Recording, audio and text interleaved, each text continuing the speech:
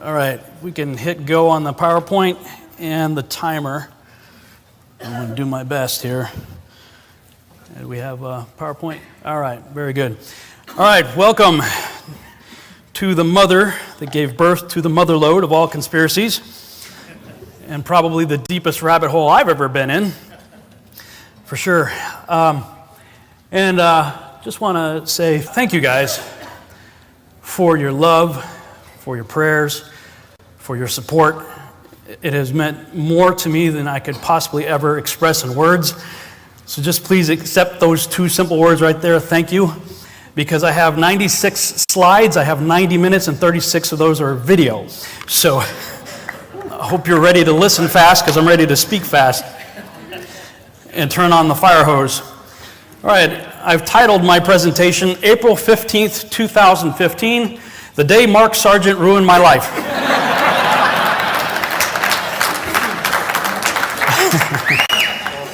No, not really. The actual title of the presentation is Testing the Globe, Why Do You Believe What You Believe? My goal with this presentation is not so much to try to convince anybody that the earth is flat, although most of you are probably already convinced of that. My goal is to get you to question why you believe what you believe. Because that's basically the question that Mark Sargent asked me on April 15th, 2015. Thank you. On April 13th, I listened to an interview that he did with Canary Cry Radio, Basil and Gons, a couple of guys that I enjoy listening to. I had to go do my taxes, and it's an hour and a half drive to my accountant's office. And so I thought, I'm going to listen to something. It's an hour and a half drive. So I looked for some podcasts to download. I downloaded their podcast, Mark Sargent, Flat Earth. I'm like, this must be like a April Fool's joke or something. So I listened to it, and in the beginning of it, I'm rolling my eyes. This is crazy. This is stupid. But the time I got to my accountant's office, I'm going, shoot, that guy kind of made a little bit of sense. Could barely focus the whole time I was there. So I got to listen to that again. Listen to it again on the way home. And of course, he referenced his Flat Earth clues, so I immediately started watching the videos. I watched the Flat Earth clues, and that was April 13th and April 14th. April 15th, I called him up because he's got his phone number there, right? Everybody's sharing the same story. And I had him on my radio show April 15th. And if you've heard that show, you know that I was very much in favor of the Neil Adams expanding globe theory. I was hardcore on that. And I don't remember if it was on the air or if it was at some point after we got off the air. But Mark said, yeah, I get it. Okay, you believe the Earth's a globe. Cool. Prove it. But do so without using NASA, the government, or the military. How many of you think the government's 100% trustworthy? Anybody? Insert crickets. How many of you know the military answers to the government? And that goes for every nation, not just the United States. So we already acknowledge that the government is not trustworthy. It's not a trustworthy source. What about NASA? Think they're a trustworthy source? And one of the things Mark said is, one thing about Flat Club is you don't talk about Flat Club. Well, as soon as you first hear about this, that's all you can talk about, right? So I start looking into all these things, and when I look at that date, April 15th, 2015, I remember the days when I was a NASA fanboy, and I thought that Star Trek painted a reasonable picture of the future. And the phrase, where no man has gone before, had a different meaning than it does for me now. Back in the sweet bliss of ignorance, before I knew the things that I know today, and before, several hundred trolls decided to wake up every morning and assault every single thing I say on social media. Those were the good old days before them. Well, those days are gone. So we're going to talk about my journey here today. A quest for truth. Who am I, first of all? All right, well, first and foremost, I am a believer in and a follower of Yeshua, also known as Jesus Christ. Thank you. He defines my being, and I try to do everything I can to please him. I am a filmmaker by trade and a researcher by hobby. Although in the last few years they've kind of switched. I've done a whole lot more of the researching type of stuff than I have the filmmaking, but that's about to change. I'm about to switch gears and go back in the filmmaking side of things again. And at least according to some, I'm a evil shill by accusation, apparently on the payroll of the Illuminati.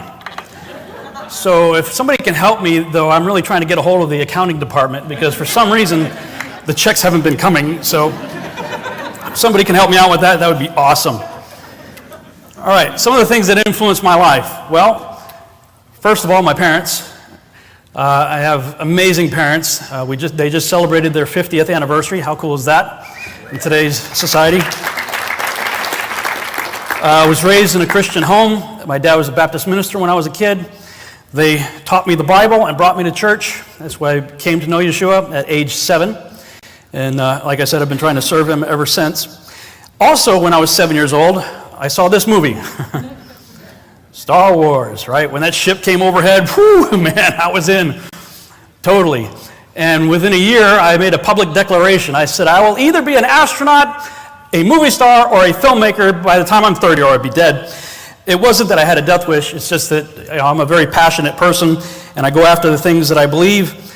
And my thinking process was at age 8, when you think about 30, that's like, ooh, that's a long way. It would have to be because I was dead if I didn't achieve those things.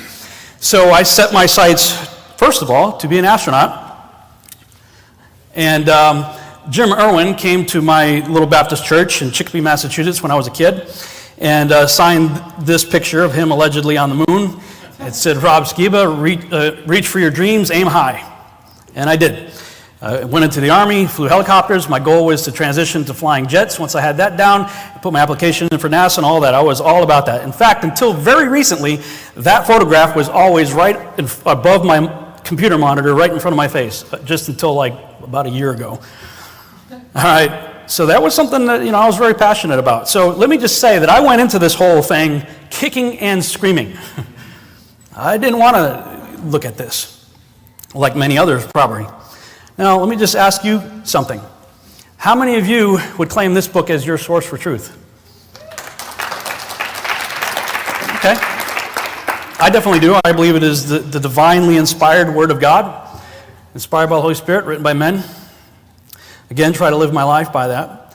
You notice that I didn't ask how many of you put your faith and trust in church or in religion, right? Now, if you look at that sign, you could kind of take it two different ways, couldn't you?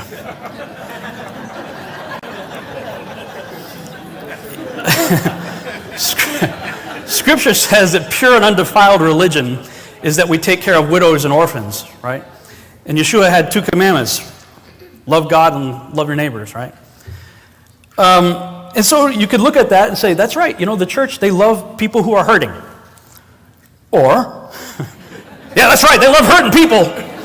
That's what churches are all about. Absolutely. And sadly, it has been my experience that Christians have the only military that assembles its firing squad in a circle. And if you followed me at all on social media, you know that I'm usually somewhere in the middle of that. So if you have issues with religion, I'm with you. Okay? I am not about religion, I'm about a relationship. And that book shows you how to have that relationship. I've spent my entire life in that book. And when it comes to this subject, that's what got me in trouble. Because like it or not, I know there's some here that's going to disagree with me, that book is a flat earth book from Genesis to Revelation. It just is. And we'll cover that shortly. So, I've got several parts of this presentation. Part 1, taking a trip down the rabbit hole. What does that look like?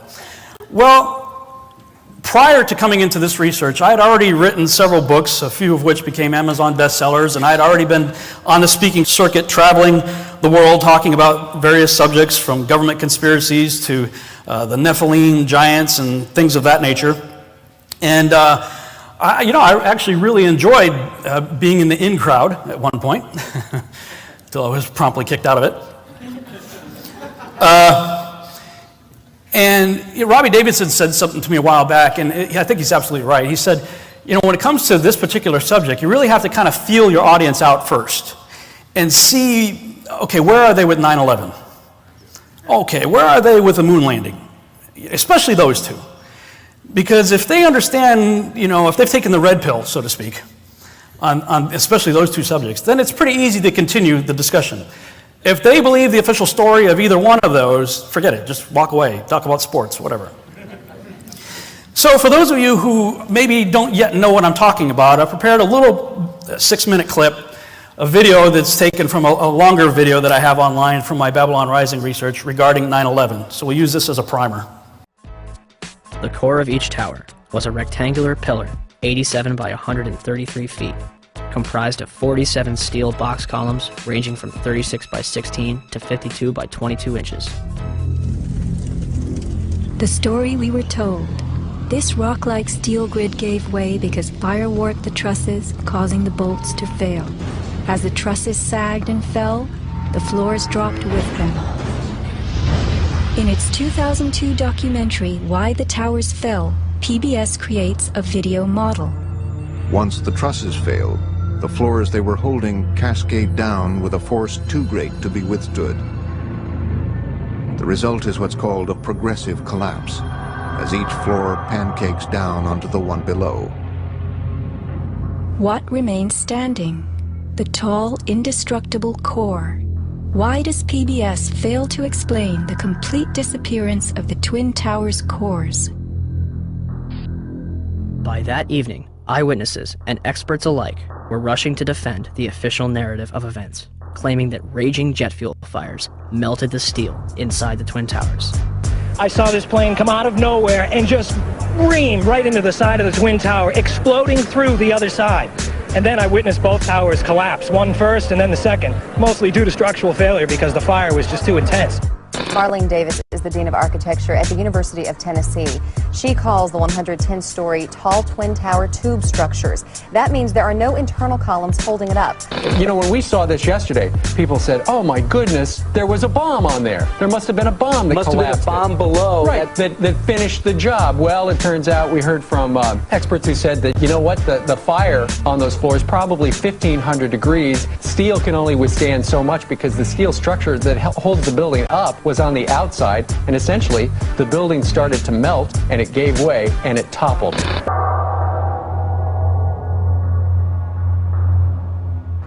CBS's Jim Stewart in Washington has been tracking events all day and has the latest. Jim? We're told rescue workers have recovered a passport and the debris. It belonged to one of the dead hijackers.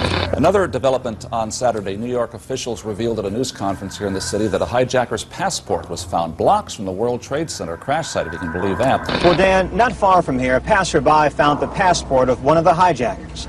Evidence this disaster scene is also a crime scene. These passports are so magical and so wonderful that, like Gollum's ring, they call to you. They call to who they want to find them, but not any normal mortal. No. The ring calls out only to FBI agents. Let us never tolerate outrageous conspiracy theories concerning the attacks of September the 11th. Malicious lies that attempt to shift the blame away from the terrorists themselves, away from the guilty. On the morning of September 11th, 2001, 19 men armed with box cutters, directed by a man on dialysis in a cave fortress halfway around the world using a satellite phone and a laptop, directed the most sophisticated penetration of the most heavily defended airspace in the world, overpowering the passengers and the military combat-trained pilots on 4 commercial aircraft before flying those planes wildly off course for over an hour without being molested by a single fighter interceptor. These 19 hijackers, devout religious fundamentalists who like to drink alcohol, snort cocaine, and live with pink-haired strippers, managed to knock down 3 buildings with 2 planes in New York. While in Washington, a pilot who couldn't handle a single-engine Cessna was able to fly a 757 in an 8,000-foot descending 270-degree corkscrew turn to come exactly level with the ground, hitting the Pentagon in the Budget Analyst Office where DoD staffers were working on the mystery of the $2.3 trillion that Defense Secretary Donald Rumsfeld had announced missing from the Pentagon's coffers in a press conference the day before, on September 10th, 2001. Luckily, the news anchors knew who did it within minutes. Osama bin Laden. The pundits knew within hours. Osama bin Laden. The administration knew within the day. Terrorists who committed these acts and those who harbored them. And the evidence literally fell into the FBI's lap. That a hijacker's passport was found blocks from the World Trade Center crash site, if you can believe that. But for some reason, a bunch of crazy conspiracy theorists demanded an investigation into the greatest attack on American soil in history. That investigation was delayed, underfunded, set up to fail, a conflict of interest, and a cover-up from start to finish. It was based on testimony extracted through torture, the records of which were destroyed. It failed to mention the existence of WTC-7, Able Danger, P-Tech, Sibel Edmonds, OBL and the CIA, and the drills of hijacked aircraft being flown into buildings that were being simulated at the precise same time that those events were actually happening. It was lied to by the Pentagon, the CIA, the Bush administration, and as for Bush and Cheney, well, no one knows what they told it because they testified in secret, off the record, not under oath, and behind closed doors. It didn't bother to look at who funded the attacks because that question is ultimately of little practical significance. Still, the 9/11 Commission did brilliantly answering all of the questions the public had, except most of the victims' family members' questions, and pinned blame on all the people responsible, although no one so much as lost their job, determining the attacks were failure of imagination. Because Nobody in our government, at least, and I don't think the prior government that could envision flying airplanes into buildings. Except the Pentagon, FEMA, NORAD, and the NRO. The DIA destroyed 2.5 terabytes of data on Able Danger, but that's okay because it probably wasn't important. NIST has classified the data that they used for their model of WTC-7's collapse, but that's okay because knowing how they made their model of the collapse would jeopardize public safety. Osama bin Laden lived in a cave fortress in the hills of Afghanistan, but somehow got away. Then he was hiding out in Tora Bora, but somehow got away. Then he lived in Abbottabad for years, taunting the most comprehensive intelligence dragnet employing the most sophisticated technology in the history of the world for a decade, releasing video after video with complete impunity and getting younger and younger as he did so, before finally being found in a daring SEAL team raid which wasn't recorded on video, in which he didn't resist or use his wife as a human shield, and in which these crack special forces operatives panicked and killed this unarmed man, supposedly the best source of intelligence about those dastardly terrorists on the entire planet. Then they dumped his body in the ocean before telling anyone about it. Then a couple dozen of that team's members died in a helicopter crash in Afghanistan. You will never ever express doubts about any part of this story to anyone. Ever.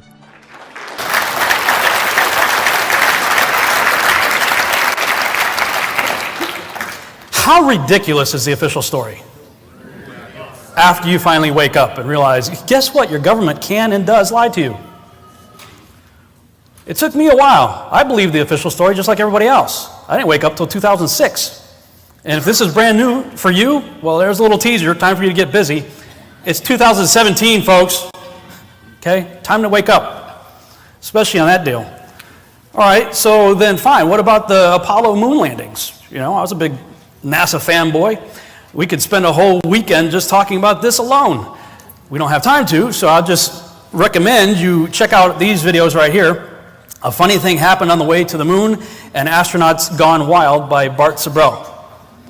You need to check those videos out if you have not seen them. Of course, if you watch them on YouTube, lots of other videos will populate and you'll be, binge watching for weeks. And then this other video that recently came out, it's a movie that came out, and it's made to look like a documentary that was filmed back in the 60s. And it attempts to explain why would they do this? Why would they fake this in the first place? It's very well done, and the people who did that movie, I think it came out last year, clearly did their research.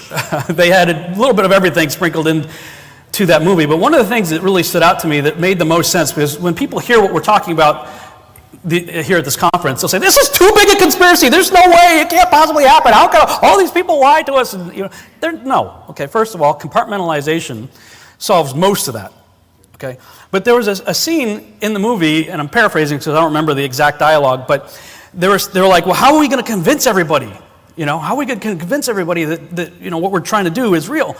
And one of the characters says, we don't need to convince everybody. We only need to convince Walter Cronkite. Because if he believes it, then all of his passion and zeal, and he's the trusted news source, attention media,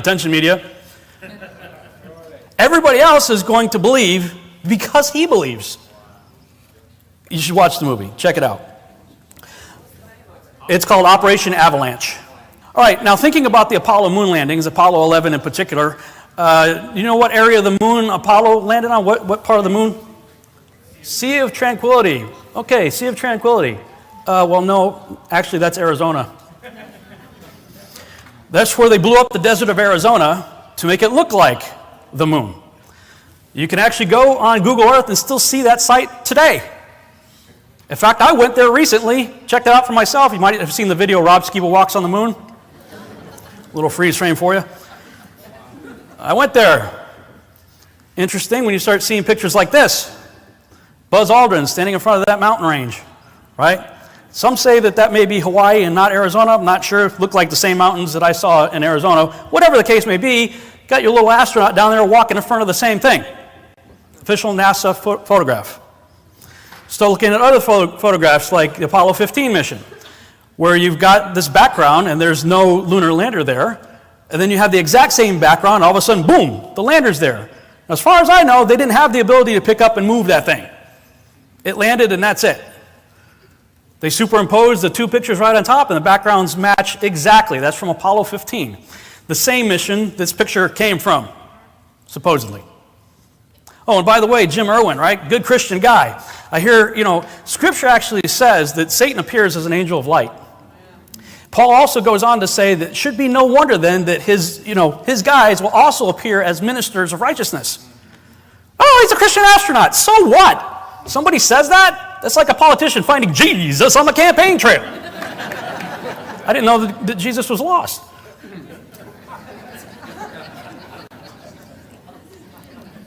Oh, yeah, every politician finds Jesus on the campaign trail. Convenient. Okay, we got Christian astronauts. Okay, that's between God and them. I don't know. I don't know if they are or not. But I'll tell you this, when I see a card-carrying Freemason claiming to be a Christian, I've checked out. Nope. Not with you, buddy. Sorry. And if you come back with the Genesis rock that comes back and refutes Genesis, yeah, I'm really going to question you. The Genesis rock, was discovered by Jim Irwin and company, supposedly proves the Earth's 4.6 billion years or whatever the garbage is they're peddling. Contradicting the Genesis timeline. Same guy, same mission. Faulty backgrounds. You start messing around with some of this stuff, I don't think that they were counting on Photoshop when they published all these pictures from the 60s and 70s. Because you can bring these pictures in, you can download them from the NASA websites, bring them in Photoshop, and you start seeing, I don't know if you can see it on the screen there, rectangular boxes around the Earth in the background there. Look at this the picture in the lower right here. I'll just adjust the contrast for you. Ooh, what is that? That's interesting. Huh. What about this picture right here? Ooh, that's a famous picture. Let's tweak the contrast and see what happens. Ooh. What's up with that? I did one, the most famous picture of the Earth that you've seen in every textbook was from Apollo, the last Apollo mission, Apollo 17. I'd go to Apollo 17 on the NASA website, I'd download that picture, did this live on a Google Hangout. I was talking with some guy, Josh Peck I think it was. We did it live on the air. I went to the website, NASA's website, went to the Apollo mission, went to that picture, downloaded it, adjusted it in Photoshop. I don't know if you can see it with the resolution there, but there's a rectangular box over the Earth. And this was just a few days before June 16th, 2015. Just a couple days prior is when I did that interview.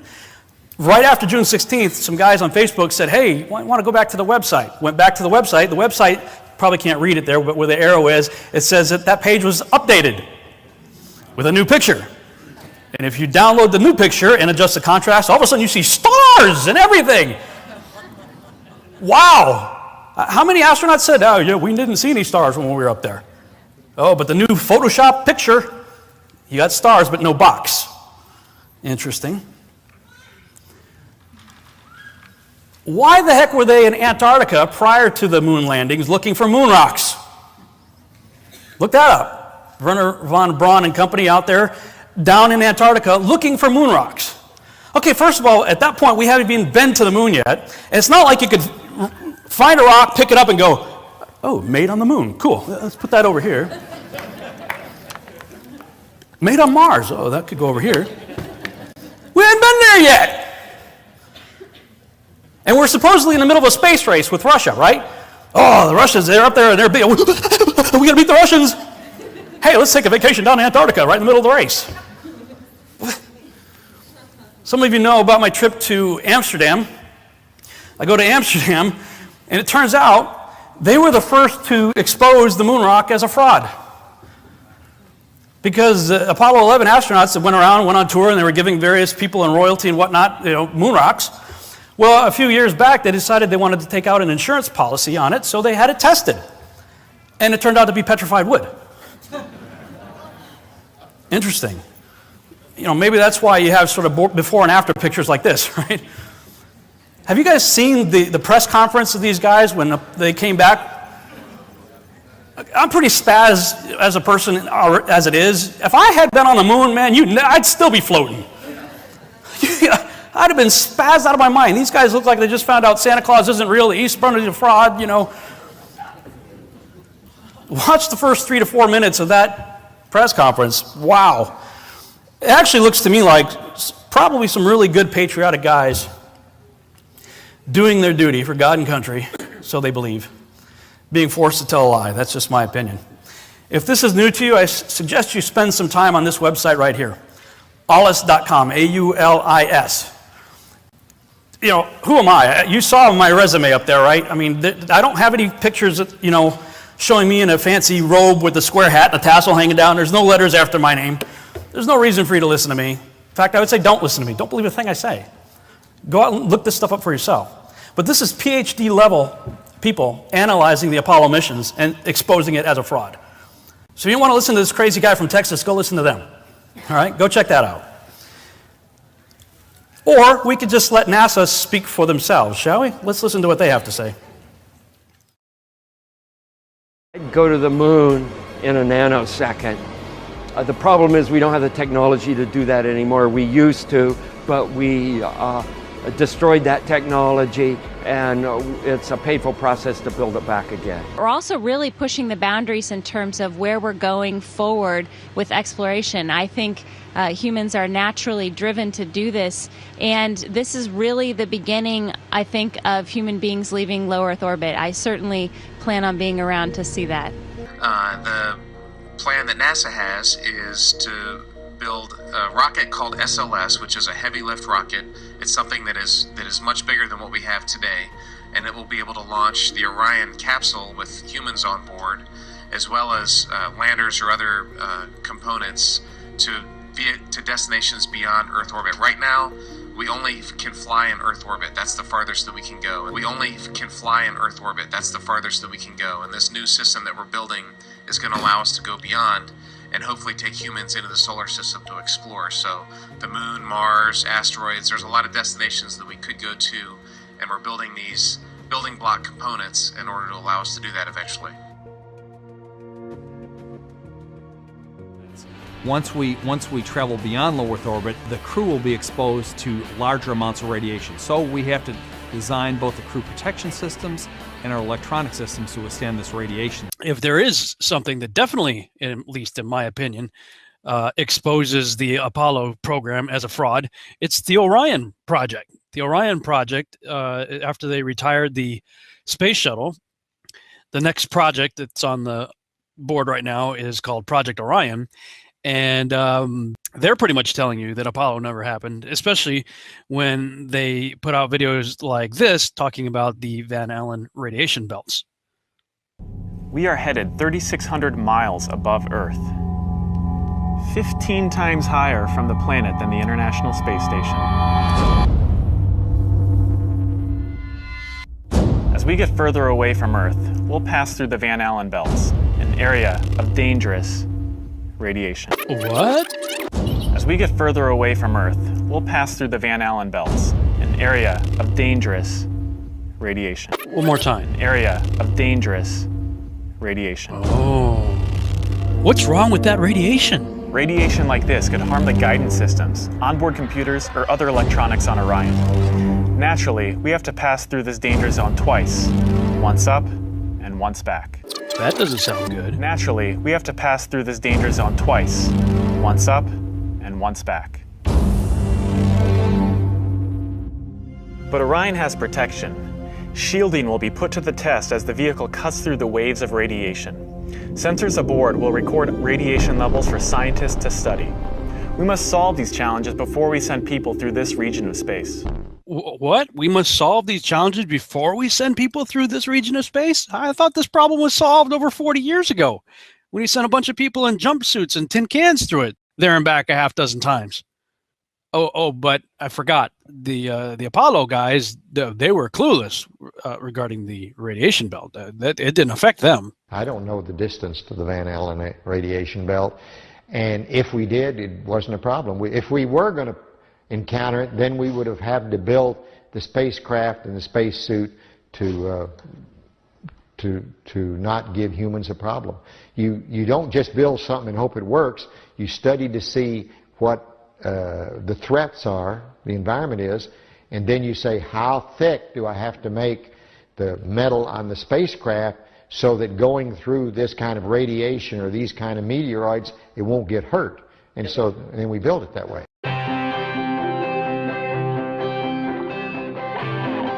I help manage the Orion Crew and Service Module office. We're responsible for developing the crew capsule, which is where the crew lives and works when they're in space, and the service module, which is what provides the power and the fuel and the consumables then that is plumbed over to the crew module. We don't have the ultimate answer for radiation on Orion. We're still working on that. If we were to build Orion out of the materials we need and the sole job was to protect for the radiation environment, the vehicle would really be too heavy. So we have to balance the weight of the materials that we put on the spacecraft with how much protection it's providing the crew. So we're really looking at it from an operational perspective. If we understand a radiation event has happened, the crew will actually take shelter in the aft bay of the vehicle. We have found over the years that water is a really great radiation absorbing material. So we could do things like water that's already there in the water bags for drinking and things like that. That water could be used to shield them. As well as we've had some concepts like a water-filled vest that they could put on should they know there's an event and need to be protected.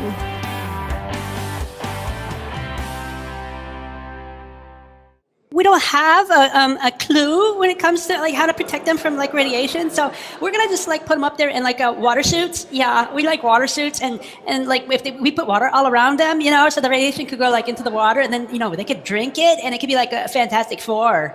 Everybody they'll come back and be mutants when they get back. But we just got some ideas, yeah.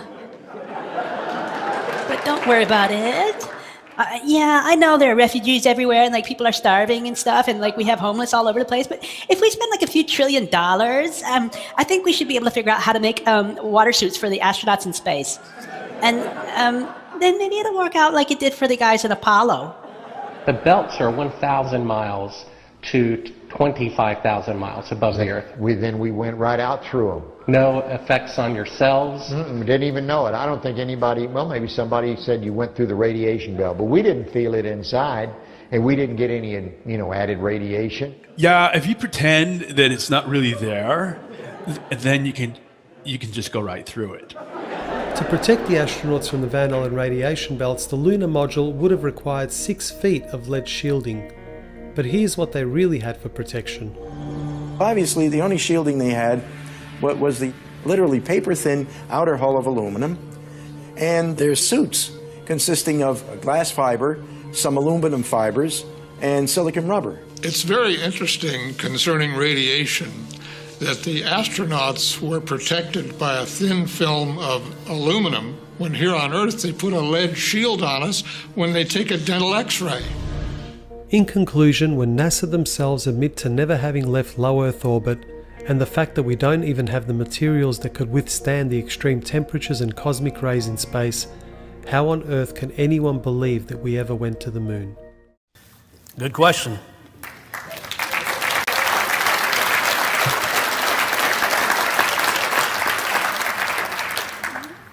Okay, so if that didn't happen, if Apollo didn't happen, then neither did this picture. The most popular picture probably in the world. That's a significant sphere of influence right there.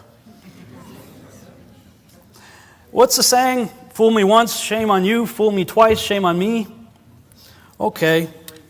Well, I mean, we have all of the Apollo missions, so you've got past fool me twice. If it's fool us once, shame on you, fool us twice, shame on us, what happens if we continue to believe pathological liars? Well, we're a bunch of idiots.